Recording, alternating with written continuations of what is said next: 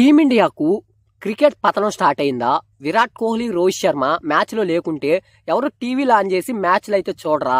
So కొన్ని points ద్వారా మీకు ఇవే డౌట్స్ వస్తాయి ఈ వీడియోని కానీ ఫుల్ చూసినారంటే.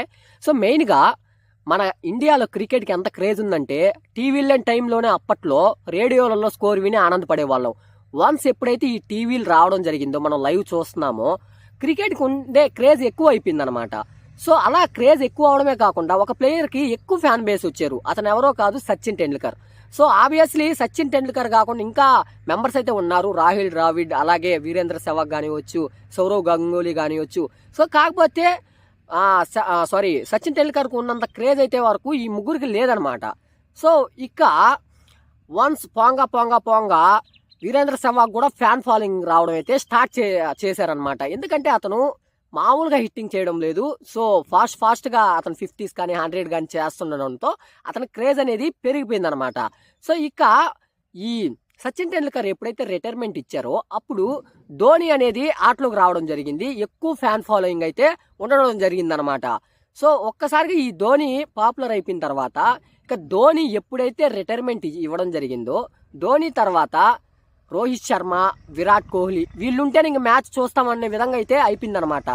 అంటే రోహిత్ శర్మ, విరాట్ కోహ్లీ ఉంటే చాలు, అవతల టీం ఐర్లాండ్, జింబాబ్వే చిన్న టీం అయినా కూడా ఖచ్చితంగా అయితే మనం మ్యాచ్ని అయితే లైవ్ చూసేవాళ్ళం అనమాట.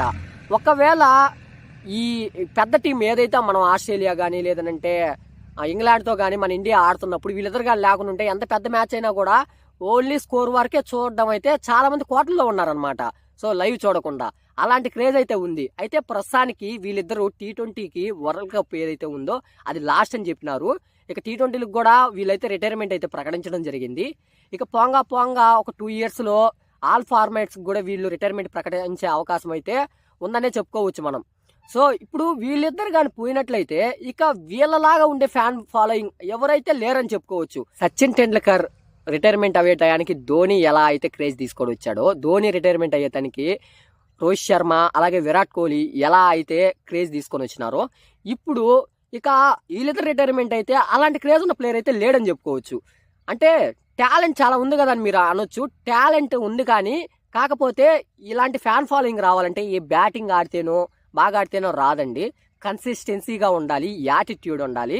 అలాగే అప్పట్లో విరాట్ కోహ్లీ కానీ అలాగే రోహిత్ శర్మ కానీ వీళ్ళు కన్సిస్టెన్సీగా ఉంటారు. ప్రతి మ్యాచ్లో ఎక్కువ మ్యాచ్లు ఆడినారనమాట వీళ్ళు. సో ఇప్పుడుండే ప్లేయర్లు ఒక 10 matches ఆడితే ఏదో ఒక ఇంజురీ అని చెప్పేసి, అంటే వెళ్ళిపోవడం, ఫిట్నెస్ ప్రాబ్లం అని చెప్పేసి ఆడకుండా ఉండడం జరుగుతూ ఉంది. అలా కాకుండా కన్సిస్టెన్సీగా యాటిట్యూడ్ ఇలాగానే ఉన్నట్లయితే సో క్రేజ్ వచ్చే అవకాశం అయితే ఉంటుందన్నమాట.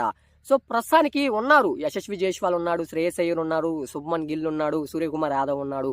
వీళ్ళల్లో వాళ్ళతో పోలిస్తే అంత క్రేజ్ అయితే లేదు. ఇక పోంగా వీళ్ళల్లో ఎవరు బాగా రైజ్ అవుతారు? రోహిత్ శర్మ, విరాట్ కోహ్లీ ఫ్యాన్స్ ఎలా తిట్టుకుంటారు ఫ్యాన్ వార్స్ అని చెప్పేసి. ఆ విధంగా ఎందుకు వీళ్ళు బాగా పాపులర్ అయి ఉన్నారు కాబట్టి మా ఓడ గొప్ప అని చెప్పేసి అయితే వార్స్ జరుగుతూ ఉంటాయి. సో ఆ విధంగా నెక్స్ట్ జనరేషన్లో ఇప్పుడుండే ప్రజెంట్ టీమిండియా యంగ్ ప్లేయర్స్ ఎవరైతే ఉన్నారో వాళ్ళల్లో ఎక్కువ క్రేజ్ ఎవరికి వస్తుందో సో మీరైతే కామెంట్ చేయండి మీ ఒపీనియన్గా, నేను తెలుసుకుంటాను. సో మొత్తానికి వీడియో ఇది గాయ్స్. వీడియో నచ్చితే లైక్ చేయండి. అలాగే మీరు మా ఛానల్ని ఫస్ట్ టైం చూస్తున్నట్టయితే సబ్స్క్రైబ్ చేయండి.